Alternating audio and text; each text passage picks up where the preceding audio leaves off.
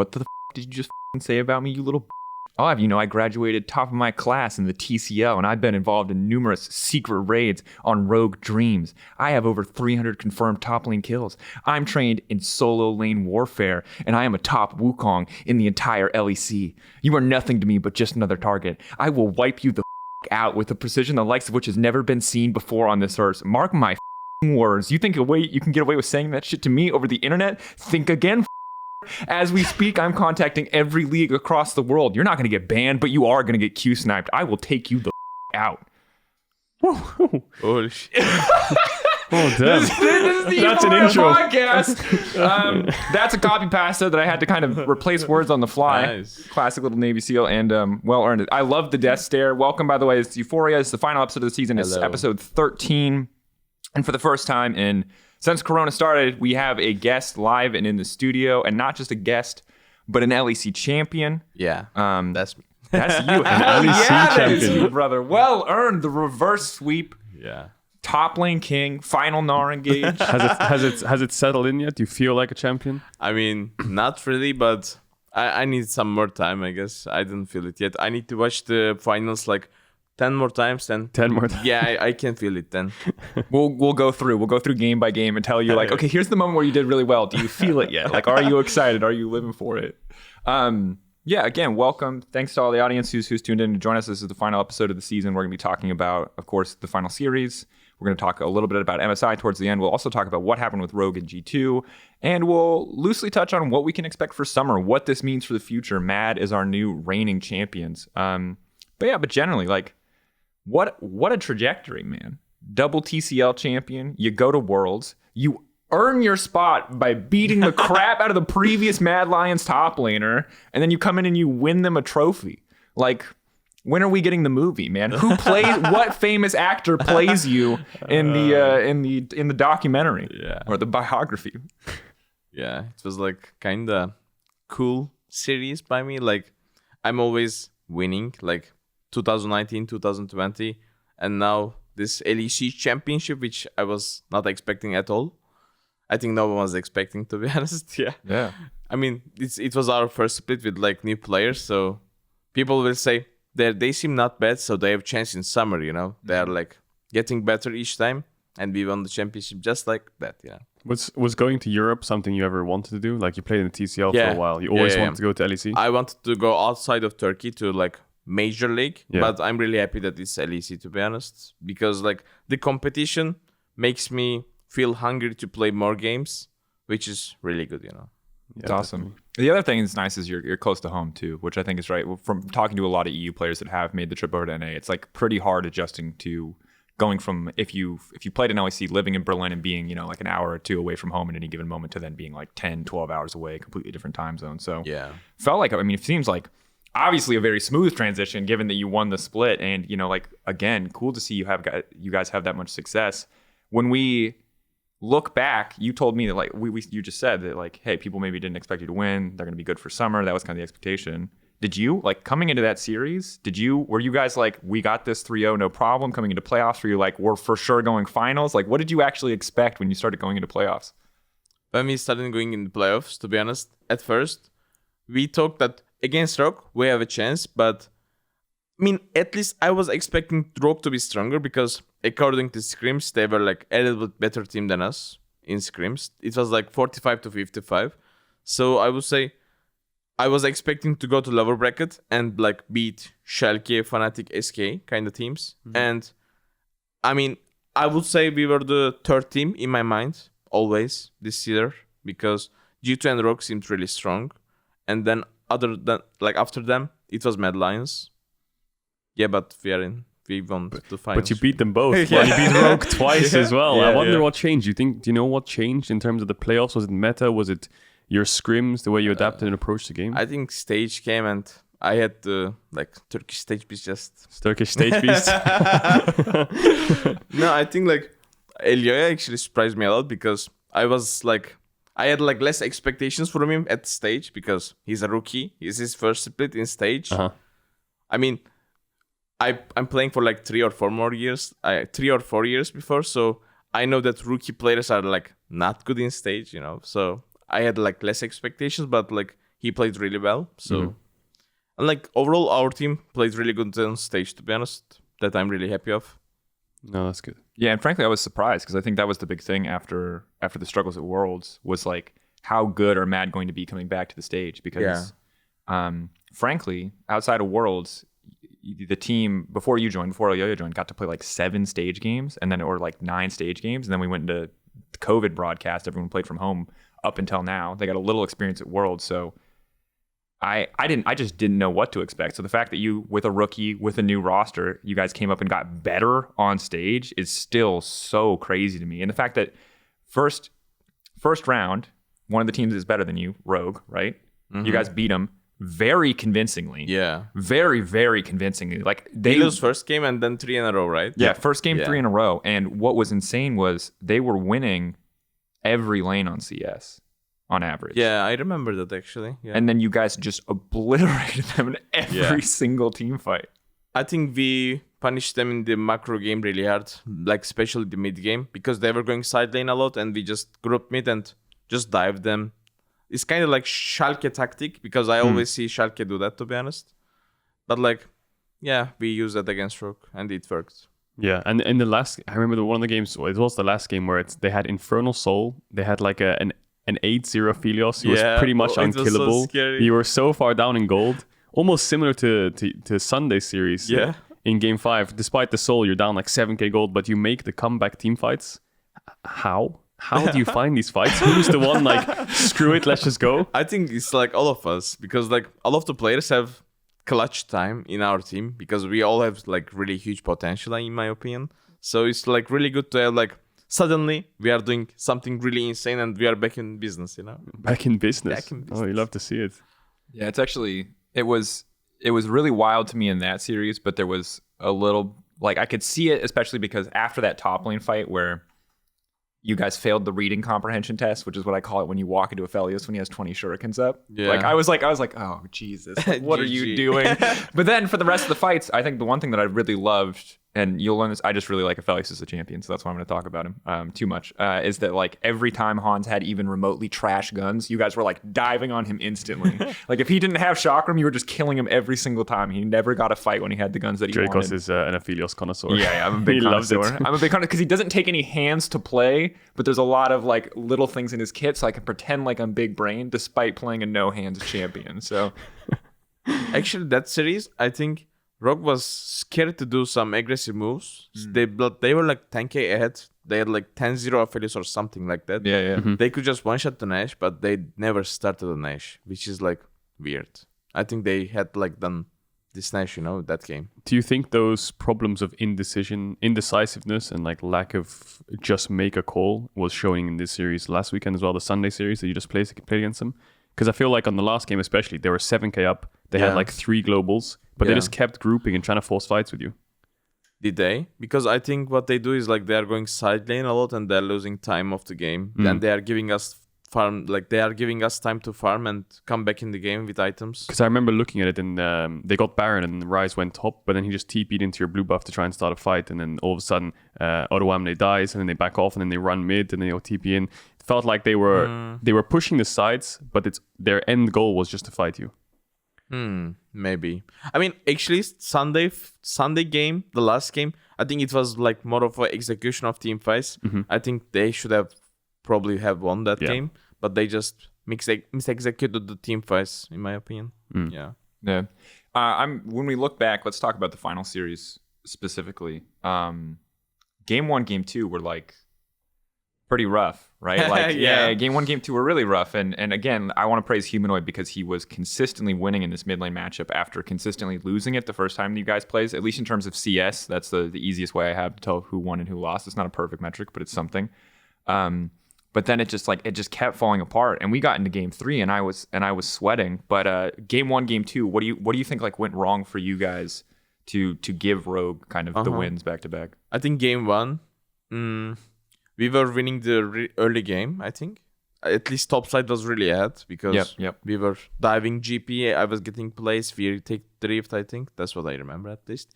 And then we had one team fight at the Drake, which Orianna ulted us like 3-man, and I got one-shotted before even turning to Mega Gnar. I think that was the game changer at the first game. I mean, it happens in series, you know. Is that game kind of over there, and they played better team fight than us? It's acceptable, like. Yeah. But second game, that game is stolen from us because I think it was our game, and it made us kind of angry because we should have won that game, you know. And we can do this, guys. We can win. Like, we can do 3-2. We can come back. So it kind of give us the power that losing the second game, because I mean, it made me angry, to be honest. Yeah, and I can totally understand that, because game one, I remember that game much more clearly now that we talked about it. It's like one team fight in the mid lane where I think Humanoid overstepped a little bit. You guys get one popped right next to mid lane on the bush heading towards Dragon. You guys get popped. It's very easy. They turn it. And then all of those early leads that you guys built up just like become meaningless in an instant. In game two, Rogue get ahead, and I remember you guys having a couple really good fights, a couple really good shockwaves from Humanoid, a couple like really solid things to get you back in the game. But then, in those last few fights, when you guys are pulling back for Soul, I think, you whiff a shockwave mid lane. And again, Humanoid, as great as he played in the series, he did have one or two blunder moments, and I'm happy that you guys win, so it can be like a haha whoops instead of like, you know, a soul-crushing defeat. And it just turned against you. But I'm impressed that like that anger turned into better performance. Is that like a normal thing for you? Like, are you like a kind of guy that like when you get pissed, you play better? Not really, but like when I have the adrenaline, that I always think that I'm playing much better, to be honest. With like pressure gives me more power. Pressure gives you power. I like that. I like that. Yeah. We're going to bring that up. I think we're casting MSI. We're going to say that every time. Like, you guys don't understand. Yeah. He's down 0-4. He's been dove 6 times as Gnar. But we saw this in the LEC finals. The pressure, you won't like him when he's angry, baby. Yeah. I think another player who's good on the pressure is Humanoid, right? Because even before the finals, I think it was, he just tweeted, LEC is so free. Yeah. Like, this is such a free win. Does he always have that kind of confidence? I mean, I don't know if he was like memeing or it was like he was real. I don't know, to be honest. So I don't know what to say. No, because he was definitely popping off. Maybe he was serious there, Maybe he was serious. Because to me, Humanoid's a player who, despite being so good, if I look at his playoffs performance, it's just, he always gets Orianna or TF or Victor. Just these 3 champions. And I feel like he has so much success on them. Has the TF, and I feel like you and him play so well together to the point where you're both able to pick either team fighting or a split push champion with the TF. So you have like the Aatrox, the Urgot, the Wukong, and the Gnar, all of those 4 work, and you've got like the Orianna, Victor, and the TF. And it's like, although they're small champion pools in a way, they're like so effective. I mean, I think it's about like the mid lane meta, because I think Humanoid can play every champion. Like his Akali is really insane, to be honest, for example. And like the thing is, right now meta is like many people are just first picking Orianna because it's like really, really strong, you know? Yeah. I mean, I'm actually sweating a little bit for international, because I feel like we're living in a little control mage world, and you've got the Doinby clips of him like diving a tower while typing summoner spells in team chat and diving back. And they're playing a lot of Renekton mid. I don't understand why, to be honest. Yeah. Because I don't think the champion is good at the moment. Yeah, the EU meta seems slightly different to the Asian meta. Yeah, maybe. Like they like Renekton in China, they were playing like Akali mid and stuff like this. Sylas top, Sejuani top. There's loads of weird things. I hope for your sake you don't have to play any Sejuani top. That sounds like so boring. Like even Sion is more interesting than the Sejuani top. Yeah, the Sejuani top it's a weird one. I must admit, it's Flandre playing it, I think, but it's really cool. It is interesting. Yeah, in general, and I think that like those picks make sense in the context of the meta. I'm hoping that there are big changes for MSI, and that's something that we'll kind of see naturally. But on the subject again, back to you guys and back to this series, I'd love to know your feelings kind of about your bot lane, because I feel like this series, they were kind of getting the shit kicked out of them every single game. But every other series, even the first Rogue series, they were like, even in the first game that you lost to Rogue, Carzzy was 3-1 on the Jinx. Yeah. You guys were killing people across the board. And like, so what changed in this series? Did Rogue get better? Was it a bit of a struggle on the bot lane? Like from your perspective, kind of what happened with your bot lane in this series? I think they misplayed the 2v2 a little bit, and we let them weak side, and I think the Ralph was like not helping to them, which probably affected everything. I mean, we usually play strong side bot lane, but in the series against Rogue, I was the strong side for some reason. I was like, okay, I don't mind, you know. I don't mind the attention. Yeah. Yeah, so I think that's kind of it. And like against G2, I think it was our bot lane that smurfed on them, to be honest. Yeah, no, for sure. And like that's kind of what threw me off guard, right? Is that when we come into we prep graphics for every player when we come into a series like this and we see who's going to perform, and like the Carsey graphic just has the most disgusting numbers on it. 1,000 DPM. He's got like 1,000 DPM. He's doing 50% of your team's damage. He's ahead of the enemy AD carry by like 300 or 400 damage per minute on average. And like some of that's jinx. Don't get me wrong. Stats are not perfect, but like the numbers were gross. And then we get into game. 5 minutes in, it's like 2v2 kill. He's dead. I'm like, well, we're going to put that graphic aside. We'll bring that back next time. So I was really caught off guard. But the one thing I'll say is that, like, while it did look rough at the start, playing to you certainly paid off. The Wukong in game 3 and 4, like, you immediately have 3 kills or 2 kills in both the games by like 10 minutes. You're Divine Sunderer, you got the Serpent Fang, you got the Randuins, like, it pays off for you guys, and Rogue were really not ready for the. Were you surprised when you got Wukong again in Game 4? Yeah, I was like really surprised because they already picked Varus and Lucian and 1-2, and I was like saying, we can even third pick Wukong. I don't care about top lane matchup because this is like free win for me, you know. And I mean, we didn't third pick Wukong, but we did Alistar. Like, I don't mind. Alistar was also really OP, and like I was actually thinking about getting Malphite also if they ban Wukong. But they just give me Wukong. I was like, they didn't ban why? it. I was like, why? It's free. Why? I mean, probably they think Gnar for beat Lilia is really good into Wukong. Maybe that's what they talked, which is really good, I think, because Gnar is winning the 1v1 and Lilia is really strong in the Wukong. Like, Wukong is really bad into AP champions. And I don't know. Maybe that's what they were thinking. When you came to scrims and prepping, were you guys always ready for the Wukong as an answer? Like, why was the Wukong specifically good here? Because I knew you played it. You had a good win rate on it, but I didn't expect to see Wukong like at all in playoffs. Like, I'm not playing Wukong for 3 months or something. I'm not playing. Like, even though in solo queue, I don't play the champion. It's just because of the Lucian mid, you said, right? Yeah, I mean, they pick Lucian mid with Varus AD. It's Wukong, man. It's Wukong or Malphite. Like, it's kind of simple. You get the monkey engaged champ or you get the rock engaged champ. They both build a little bit of armor. They both get a lot of passive armor. I mean, the thing is, Randuin is really strong, I think, because it's really cheap and it gives you like really good stats. Yeah, I just like Randuin into these champions, and Wukong gives me more armor and like more mobility to kill carries. Like, it's dream. It's the dream. It was, and again, I have like really I hate that champion. Wukong? When he got reworked and he was super OP, obviously he was insane. But then even at Worlds, when you were playing it last year, every time, I think I actually flamed you on cast, and I'm sorry now. I have to eat that. I was like, I wish people would stop picking this champion, because when it's good, it looks really good. But when you fall behind it looks like it does nothing. But I always won with Wukong, kind of, no? You did always win with Wukong. I was wrong every time, dude. I was wrong again. No, it's not about you. It's just about my Wukong, man. For sure. It's good look. The it's Turkish stage beast on Wukong. Oh my God, it's unstoppable. You have 100% win rate on it this split, I believe. And you I think general, maybe. No. I lost against Unicorns of Love and Verse, to be honest. Yeah, I remember now. Oh, it does have a loss. So gods do bleed, I guess. Yeah. But you won every game this year, so that's a positive. Undefeated in the LEC. Dang, dude. It's actually, I'm still... I mean, I even played versus Karma, which is really hard matchup. Like, it's really hard, but I didn't get punished that hard, so I was like, okay. I'm okay going equal CS with Karma, with Wukong, you know, I don't mind. Which surprised me as well, because then you had also Humanoid playing TF into Lucian mid, and he goes even as well. Do you think Rogues... Because when we looked at the series, like Draco said the last time you guys faced, it felt like Rogues had such winning lanes to the point where they had CS differences, and the early game was won from lanes. And barring your bot lane in this series on Sunday getting 2v2 kill, it didn't feel like they pushed too many leads in the solo lanes in the early game. Yeah, I think we were winning top lane and mid lane and jungle, to be honest. I don't know what was the problem for them, but we were winning. Yeah. When you look at the opposite side, kind of for Rogue, like, how did you feel about their performance overall? You said you really feel like they should have won Game 5. Like, did you ever feel like they were the better team than you in this series? To be honest, after first 2 games, we felt like little angry because we thought they didn't deserve to win the LEC into us, because we all felt like we were just better than them in stage, at least. Because like in scrims and like official regular season, they seemed like much stronger team. I don't know what was their problem, but in stage, at least at that day, I felt like we were just so much better than them. So I'm happy that we proved.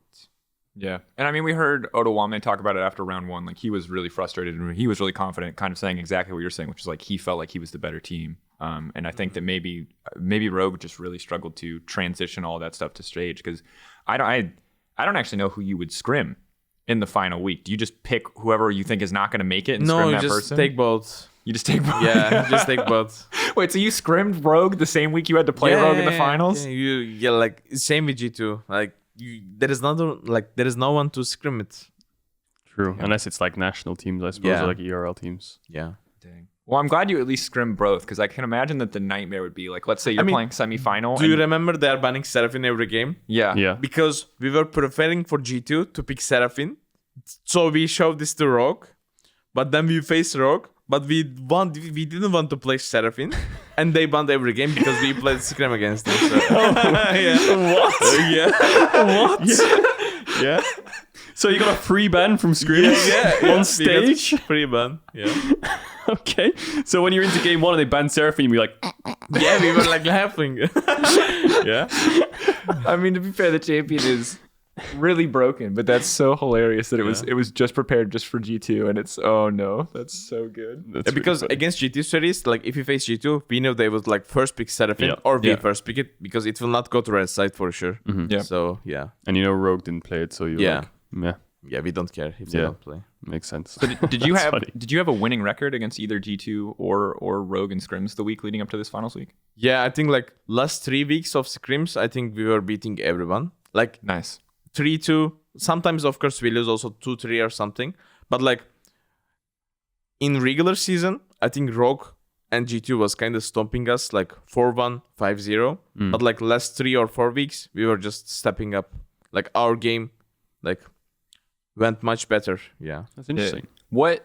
So when we talk about stage, like obviously it's a stage buff, but you're still scrimming from home, right? You guys aren't coming in to scrim. Yeah. So like what actually changed in scrim? Like did they get worse? Did you guys get better? What actually changed in scrims for you, for Mad Lions, to actually like make you start winning these scrims? Because I get the stage game angle, but how does that work in scrims then?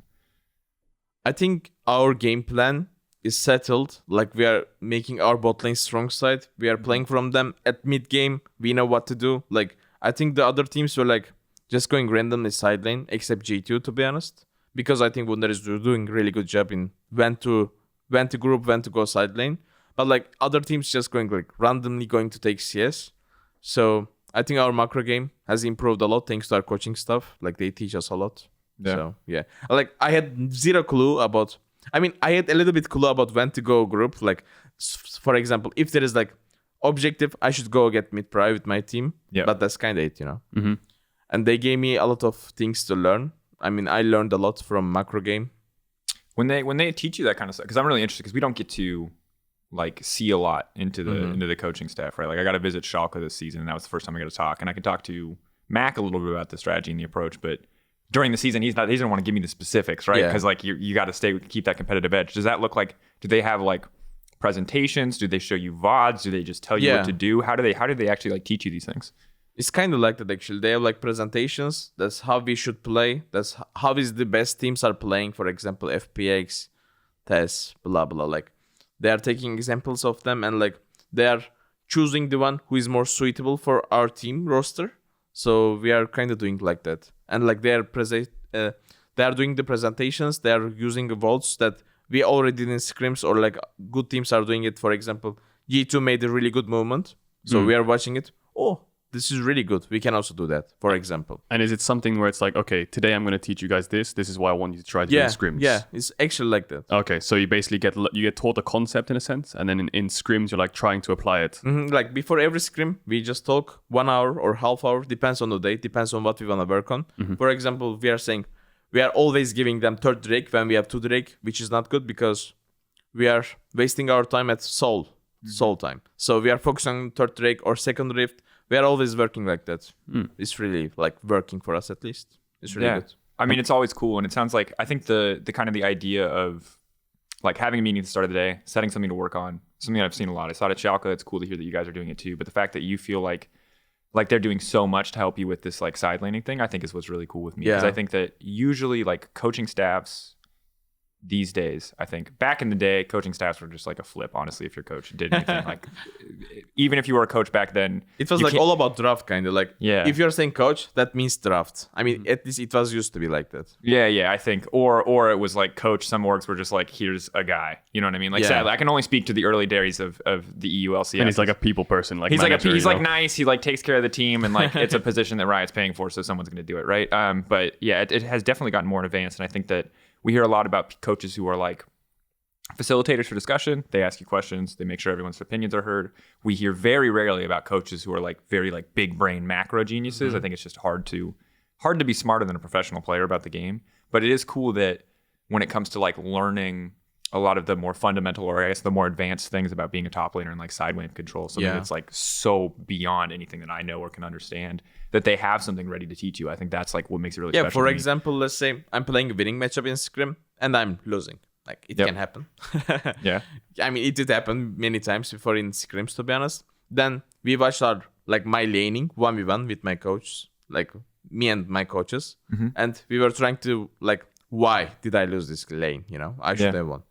Like, for example, when to hit minion, when to not hit minion, when to go ward, when to go base, like when to trade. Like, there is so many little things that change your laning. And they also teach me that. So my laning was really bad when I joined the LEC, to be honest. And I improved a lot. I can feel it. That's super cool. That's like, really because cool. Against like Odoamne, Wunder, Broken Blade, the laning was so hard when I joined to the LEC. But like, it's not that hard anymore. Like, because I know the basics. I know the fundamentals right now. What's crazy is, again, without knowing the fundamentals, you said you were bad at laning. Yeah. And you still, and I'm sorry, Arome, you're crushing it in the National League. You beat the crap out of Arome last Worlds with that level of knowledge. You know what I mean? No, but I never beat him in the laning that hard.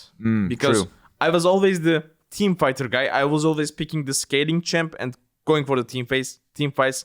Like, I'm always a good flanker. Yeah. Like, if you watch my Wukong games and like some other champions, I'm always really good at flanking. I know. I saw you sit in that bush for like a minute and a half. that was like my team. We are basing.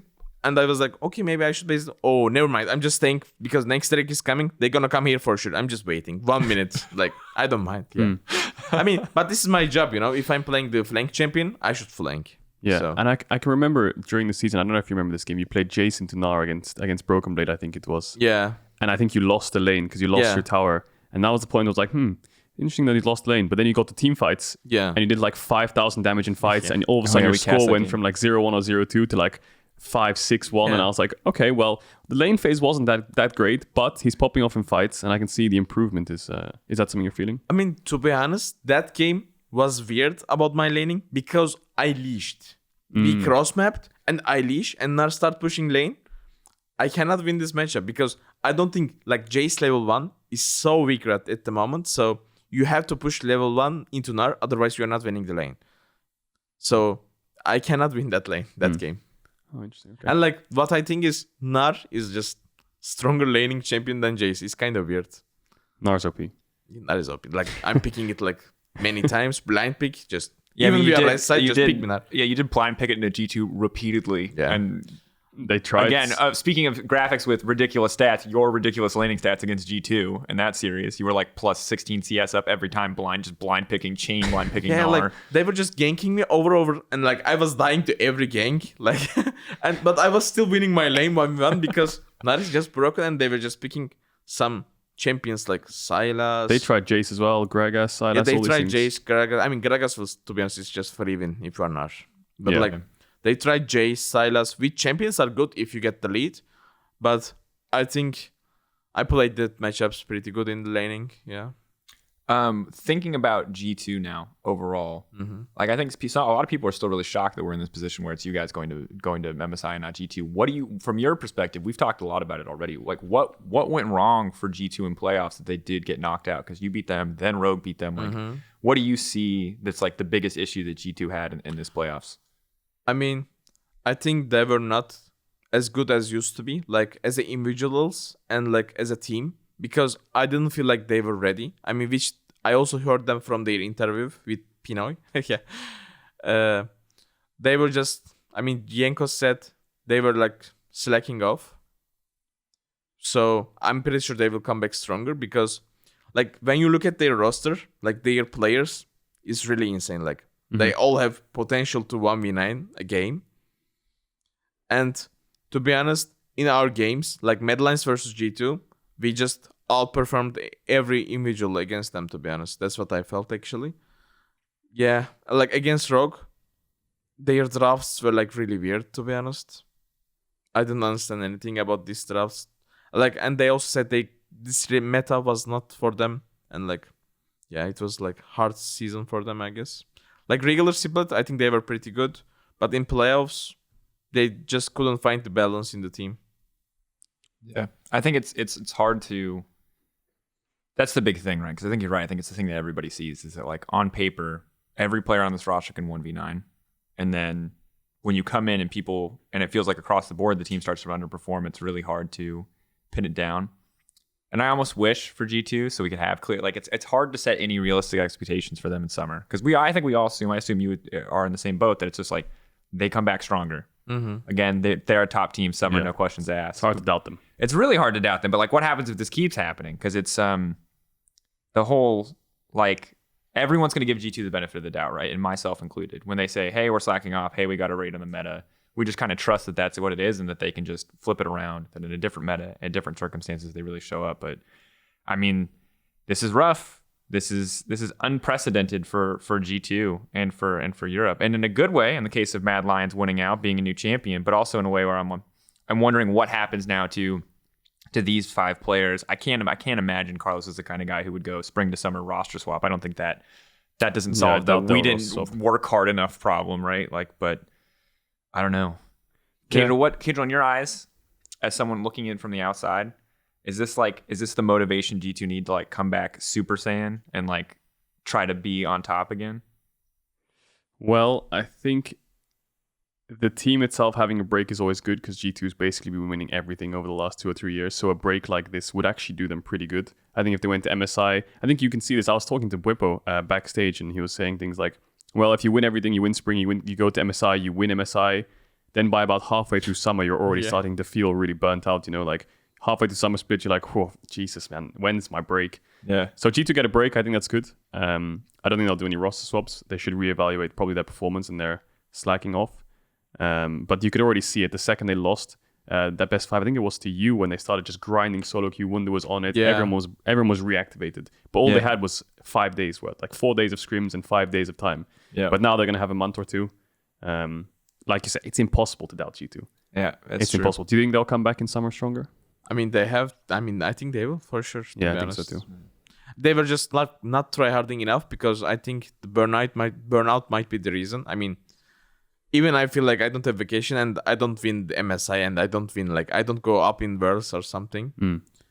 But you are, and I think a lot of people will forget that you are a guy who has essentially not really gotten a big break in a long time because you go TCL, international, TCL, international. Now you're here, you win, you're going MSI. So you're also in the middle of, like, a really long sprint. I really wanted that vacation, to be honest. You wanted the vacation? but like, I mean, if it was against G2, I wouldn't mind getting 3-0, but like against Rogue, that series, I was like, it can't happen. We cannot let this happen, you know? Yeah. And like, I really wanted vacation. We really wanted vacation, but like, we have to go MSI, guys. I'm sorry, like, we have to go. Well, at least now you get like a week break now, I guess. Yeah, but you want more than that, don't you?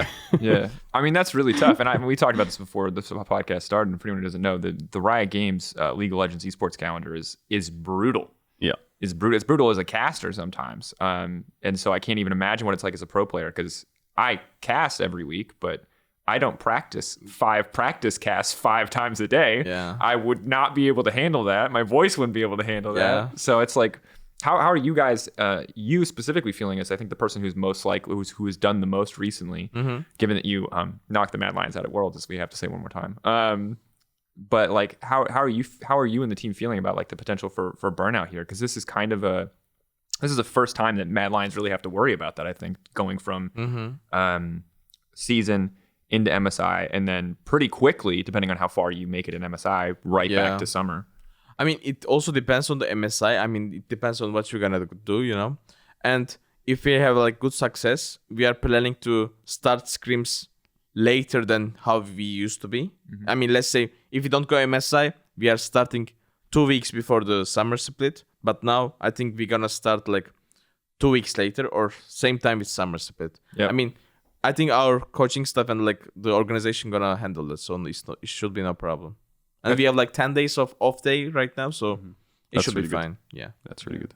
Are you excited to get back into kind of the rhythm of scrimming international teams? Because I don't know what it was like and how many scrims you were able to get when you were fighting up through play-ins as a TCL representative. Because I know that some regions really struggle to get scrims against like the big two, I guess, right now in the LCK and the LPL. Are you like excited to scrim LCK LPL teams? I mean, when you're not ready, scrimming against the best teams are like not worth it because the game's just over in the laning. There is nothing to review as a team, so it's kind of waste of time, in my opinion. But like right now, I think with the Gladlions, we are also from top teams. We are like champion of LEC, so I think it should be like really educational for us to face like really good teams, top teams.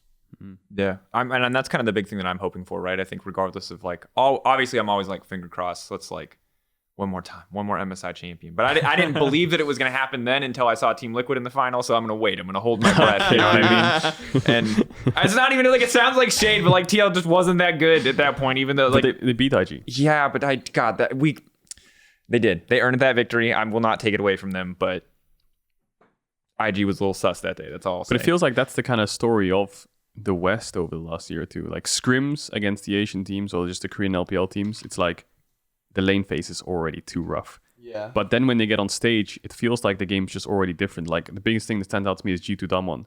When G2 made their run to the finals and they faced Damwon, I think it was in the quarters, they even said in scrims like these guys are unbeatable. But when it got to stage, G2 just won. Do you think that there's some kind of stage difference in those teams, or is there something that's maybe it's just the scrims you disrespect them more?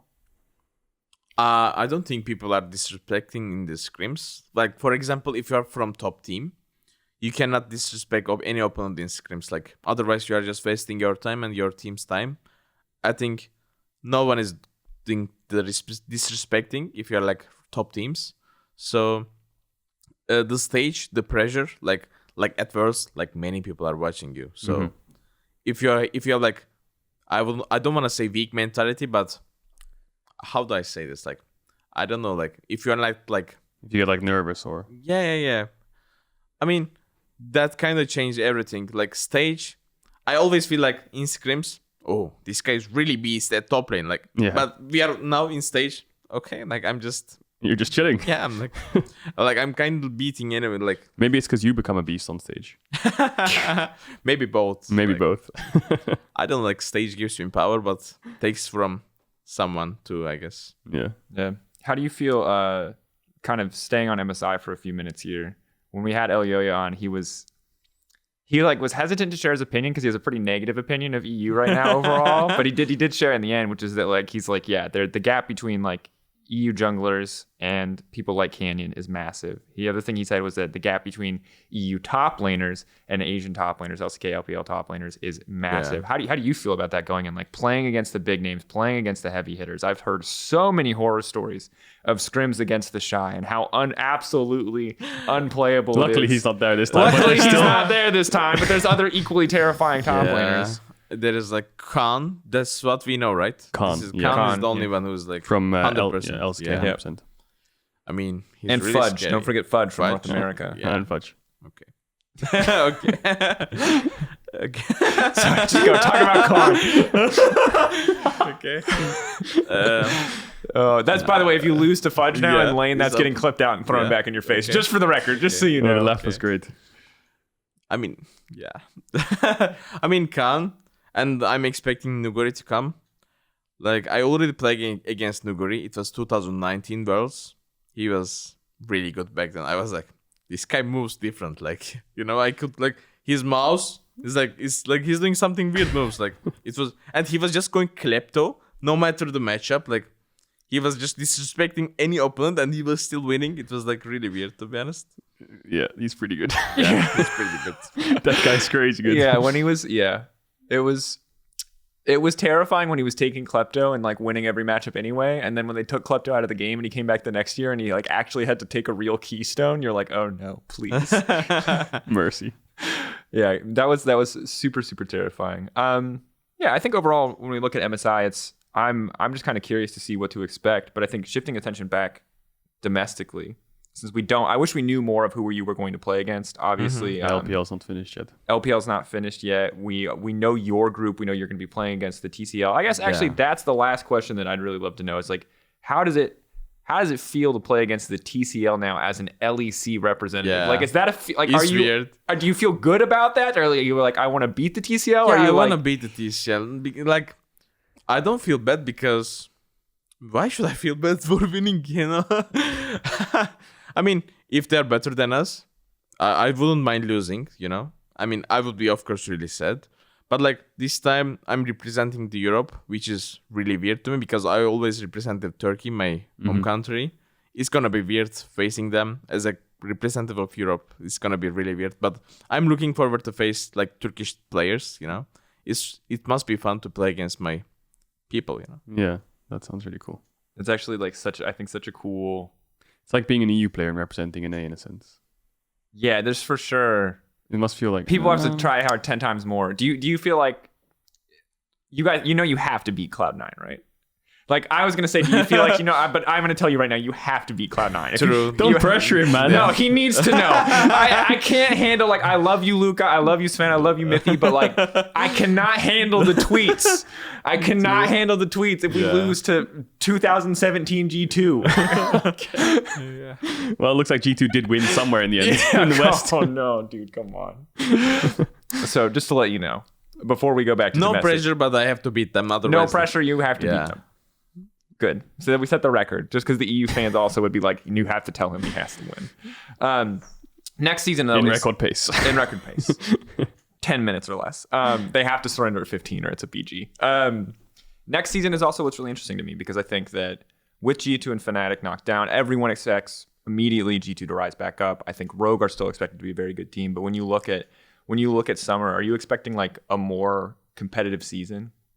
Because we look back at the regular season, like at the end of the day, you guys were pretty clearly third place. You guys got even better in playoffs, but there was a really tight race for the bottom of the table. And a lot of those teams, when I look at them, teams like Misfits, I kind of expect to get better in summer. How much tighter do you think the race is going to be in summer? I mean, at this season, there was kind of like 3 good teams and someone can be fourth, because we didn't have clear fourth place. I think it was like Schalke, Fnatic, SK fighting for it. Mm-hmm. I would say Schalke and Fnatic was just like a little bit better than SK. Mm-hmm. But like against Schalke and Fnatic, we didn't know which one is much better. I mean, they trioed the Fnatic kind of, the Schalke. So yeah, they did. But kind of coming into playoffs, we didn't know for sure. Yeah. But at the bottoms, there will be of course bottom. But I don't know what's going to change for bottom. But like for first 6th place, I think we're going to like improve so much because like spring season is kind of like many people are just not tryharding enough, the good teams, in my opinion. But summer, like there is Worlds, Yeah. People just going to go all in. They are going to go all in. And now G2 have vacation time, so they will not be burnout. Fnatic is on vacation. I mean, everyone is vacation except Mad Lions, so. Do you think how long do you think they'll go on vacation for? Because if all the best teams in the world are coming to Europe, do you think they'll scrim them? I think they're gonna start scrimming like 2 weeks before the summer season. I mean, that's what everyone gonna do probably. So they're not gonna. You don't think they're gonna scrim the MSI teams? MSI teams? Yeah, because it's in Iceland. All the teams are going to be playing on EUS solo queue. Wait, actually, to be fair, don't know that. That's just what I assumed logically, though. So yeah, that would make sense. Right? I don't know what other server they could play on. So I'm pretty sure they're on EUS, but that's not official until they because let's say like G2 won the split. Do you think you guys would be screaming MSI teams even though you had a break? Do you think other teams would do it perhaps? No? You want your vacation? We really need that vacation, man. They were ready to throw 3 games in a row against G2. They're like, as long as it's literally the fact that they could not stand to lose to Rogue that we have you sitting here today. Okay. I mean, to be honest, like losing the finals, I don't mind losing the finals. Like I want better team to win, of course. But like losing 3-0 to some team in finals is kind of sad because like there is not much fun watching it because I want people to have enjoy while watching me, of course. I mean, yeah, I really want people to have enjoy what they watch. Well, he definitely made the series a banger. I think going down 0-2 and on purpose, obviously. Yeah, like to Yeah, have more of course, fun. too. For more fun. Because For the, It for was more 100% enjoyable. calculated. Yeah. and as soon as you lost, just a quick And 3-2. we should also go behind the last game, so everyone think, oh, Madlines lost, and they should stop watching it. Then one more time. Turn around. Two quick Just team turn it fights, on. turn it around. Yeah. One Meganar, boom, boom, boom. Easy. I just died like 5 times to give them hope. Do you guys remember my mid-death that I'm dying to? I'm flashing out, then I'm walking back, then Rice EW, Senna one-shots me. Yeah, on tier 1 mid. Yeah. It was like really And then the question Senna mark. Q through the tower Everyone kills Ilio, thought, like I'm inting, but I was just doing on purpose. Giving them That's false kind of hope. intentional. Okay. That's what Well, I say when I lose Mario Kart to Cagel's SO, who's just cracked at Double Dash. I'm like, I'm falling behind deliberately to give you a false sense of security. Yeah. Any moment now, I'm going to turn it around Yeah. and just come back for first place, Boom. just like that. And we only got first place once That's true. We go. in like 30 games. Okay, we didn't need to go that far into the story. They didn't need to know that we just got embarrassed for an entire day. No, I mean, I'm honestly like, I'm just super thrilled for Mad Lions that you guys have been able to achieve this. I know all your players worked really hard. It's also just it's a good story for you and Elioya especially. Him coming in his rookie split, you coming in replacing a guy. I'm a sucker for narrative as people are starting to learn more and more, and the narrative is Good just storyline. it's just too damn good. And I think the coolest thing to me about the whole series, to bring it back one more time, was the fact that you were 0-2 down. You win game 3 despite them being ahead and like with Baron. Then game 4, you just smashed them in 20 minutes. And I was like, oh, well, we're going to game 5. Yeah. Actually, game 4 was really stump. Like, it was like... It was Game really 4, stump. every other game in the series, it was like early leads didn't matter because it always came down to like 1 or 2 team fights. Because But we that- were never ahead, to be honest. So. Yeah. Well, but even Rogue, even game 2, Rogue got ahead early, then you guys brought it back, and then Rogue won anyway, right? Like you guys kind of threw it towards the end, but then game 4 was the only game in the series, and I kind of skipped over it a few times in the cast because it didn't match the rest of the games, right? It was kind of like the Well, that's odd- when they were trying. that was Unleashed. That was the Mad Lions true form of it. Like, okay, fine, we'll just take it game 5 quickly, just so people, don't want to go to bed too late. That was such a disrespectful narrative. This is so disrespectful. Oh damn! Hearts out to Rogue though. Obviously, like really, really tough way to lose. Really tough overall. Again, though, I want to keep it kind of like lighthearted and kind of focusing more on next season because I think this is something that I'm really excited. I'm really excited for summer. And I'm curious for you, like, who are you the most hyped to see? What are you most fired up about? I don't know. I think spring to summer changes are kind of difficult, but some of them work to the point where your team just randomly becomes super good. Like Schalke, to me, I think it was 2017 spring, they were flopping a bit. Then summer, amazing comes in and they go to finals. So I think a spring to summer change can be good. I don't know which teams will do it. I think most of the bottom teams will probably look to change 1 or 2 people. It's as far as teams I'm looking at, I think Armut hit the nail on the head. There's the 4th place of Schalke Fnatic, and then there's SK, who's probably going to be just as good. I think those 6 teams might keep their roster. The other 4 are going to be question marks to me. I guess I'd say XL. Actually, speaking of XL, Bwipo said, which actually caught me and Draco slightly off guard in a sense. We were doing a top lane tier list in the regular season, and he said Kryze was pretty much like the 4th best top laner he played against in lane. Now, this is a very off-topic question, but I just want to hear your thoughts on that, actually. You want the regular season or Yeah. general? Yeah, I can give you the regular season. I mean, just for laning, top lane, I felt like O'Domne was such a beast actually in regular season as a laning. It was really hard to play against him. And then it was Broken Blade, the 2nd one. Then it was Wunder. Then it was, I think it was me. Then the 4th one. Yeah, Okay. that's fair how enough. I would rank. Yeah. Cool. It's interesting, yeah, because I think there's so many different things, and I would be curious now if we invited all the top laners on to talk, because you talked a lot about how much better you got at laning, how much like coaching stuff helped. I would be curious if we had I wish now, knowing that this is something that you had to work on, that we had like had a ranking from week 1 and had a ranking from like coming into finals week, so we could have seen how all the perspectives like changed over the course of the season. It would be nice. That'd be cool. Yeah, but summer's gonna be fun. I love spring to summer changes. I don't know why the roster swaps, but it just gives this huge wave of hope to teams. It's also just summer season is always more intense. It's always more fun because every single team, no team expects to lift the trophy. At least with you did, and you've defied all the odds because people have kind of just accepted for the most part that G2 is going to win. They're unbeatable. That is just what it is. So everyone is only focused on worlds, right? The only thing anyone cares about is worlds. Can we get top 3? Can we get top 4? That's the only thing that people are worried about. This is what we focused, actually, the worlds. Yeah, it's because we talked with G2, with the Martin Larsen, they were like, seemed really strong, to be honest. like they didn't have any weakness when we scrim against them in the regular season. They seemed so strong that okay, they're first. They're first. They're first. Yeah. Then we are first. Hell yeah. Yeah. Hell Plot yeah. twist. Yeah. Dab on them. Really good. If you're wondering why, I'm trying to make sure that we hit everything before we close out because this is the last episode of the season, and it's a good again to have you here, Armut. It's been a pleasure, dude. I wish we could do a bet or something. That would be fun. Do you want to do? Are you a betting man, my friend? Do you want to bet anything on MSI? How confident are you in your MSI performance? That's the question before because I don't want to put you in. We're gonna beat TCL, man. Yeah. Okay, we're gonna beat TCL. Wow. That's a big bet. I'm gonna side with you on that one, though. I'm gonna say it's a bold call, but I'll side with you on that one. Actually, yeah. How do you feel about MSI going into MSI? Like, do you feel confident? Do you feel confident? Yeah, you like can... I think if we improve our laning, then if we go equal against the Chinese and the Korean teams, I think we have like really solid chance because as a team, I think we are pretty strong. Like as a 5. That's what I think. Yeah, no, you said a similar thing. It's like if you can get a lead of any kind, he really has faith in European teams. Of any European team, he wasn't talking about you guys specifically in this time to show up and make it count mid-late game. But it was the laning phase that I think he was the most concerned about, and something that we're gonna have to track. Final notes, I think, here as we start to wrap up the season again. It's the final episode. It is for a while. I don't know if we're doing an MSI episode or not. Phil, can you give me a thumbs up, thumbs down? That's a shrug. We'll find out if we're doing MSI content. If we are, maybe we'll call you back in for an interview while you're chilling in Iceland and we're trapped over here in Berlin still. Woo woo. But again, thanks to everyone who watched and who's been here across the entire season. Congrats again to you and the Mad Lions for winning, man. It's crazy that we've said this narrative many times, but it's the new era. There was no Fnatic and G2 in that final. I don't know if you guys noticed. How crazy will it be if in summer Mad Lions win again or Rogue wins and there's no G2 Fnatic titles in an entire year? So as much as I love Mad, I would love it if a different team that was not G2 or Fnatic won. That would be what would be really insane.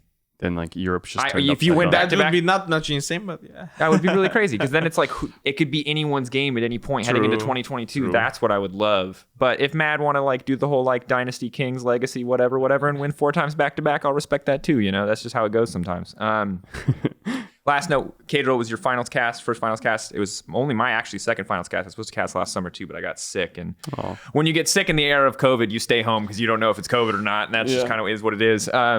But it was an absolute banger. Thank you for giving us 5 games as it was all calculated. Because no problem. Even if it was 3 games, it was still a damn good series because no one just cleanly stomped in those first 3 games. I will be honest though, in the third game when they had Baron and Caitlyn Morgana sieging, I was like, oh, it's it's over. And then the TV behind, and they split up, and another fight, and they split up, and then you won, and I was like, oh.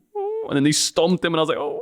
Hell yeah. But when we were losing 2-0, I was just 3-2, you know? Like, the fact that you did that and then made that happen is the most baller shit I've ever seen, by the way. Baller. Because you would get memed for the rest of your career for that if you lost. But I felt like winning actually that day. So after losing the second game, I felt that we just have to win, you know? That is really baller. I love that. You and Carsey do the same thing where you come into interviews and you just like you deliver like such intense answers so casually. Like, I don't know, we just felt like we had to win. You know, it just is what it is. We just decided it was time. Turn it on.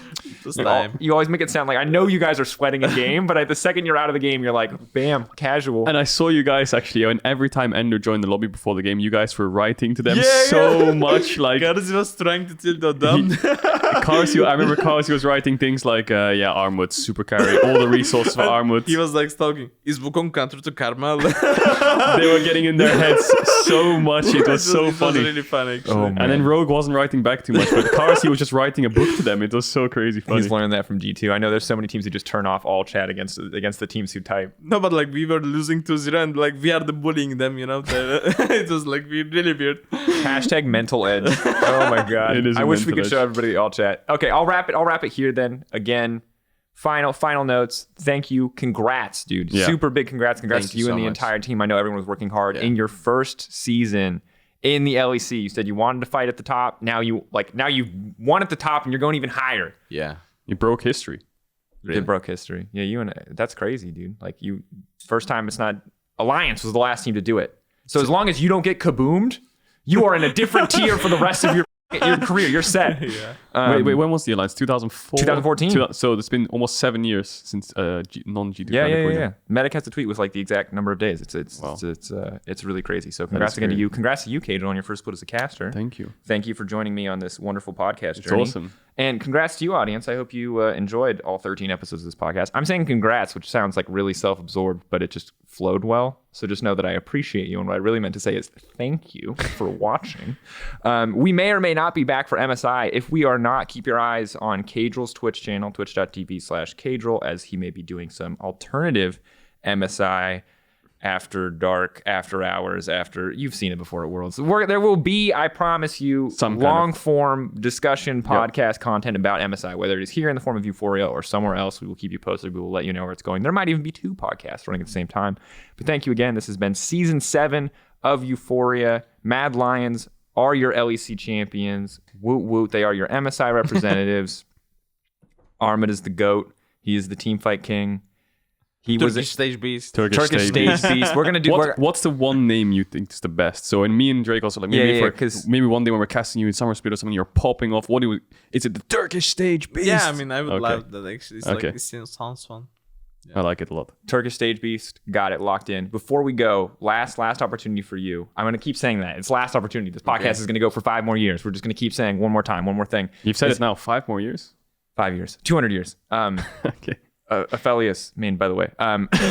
Anyway, last thing. Is there anything you want to say to fans? Is there anything you want to say to Turkish fans, to LEC fans, to Mad Lions fans before we go? As kind of final notes, because this is going to be the last time probably they hear from you until Mad Lions releases some content or until we see you in Reykjavik in Iceland. I mean, there is so many support behind me and behind my team, which is really insane because when it was in the start of the split, there was like not many Mad Lions fun. But right now, I feel like even before the finals, we had like so many fans that was really insane. Like from Turkey, from Czech, from like everywhere in the world. It was really insane to having you guys like, supporting us. So thanks so much for everything. Yeah. I love it. We'll end it there, man. Thank you to everyone who supported the Mad Lions. Thank you to everyone who continue to support the Mad Lions at MSI. Remember, there are 2 wolves inside of you. One wolf who will always cheer for Europe no matter what, and one part of you that might say, I wish a different team would be here. But you're going to shut up anyway and cheer for Mad Lions because they're your representatives. Started on a meme, have to end on a meme. Both of them are like 8 years old, so apologies if you don't know who those are to the younger viewers. That's going to do it for us. This has been Season 7. Congrats again to Arma. Congrats again to Mad. It is Mad Supremacy here in the LEC and hopefully at MSI. We'll see you guys later. See you.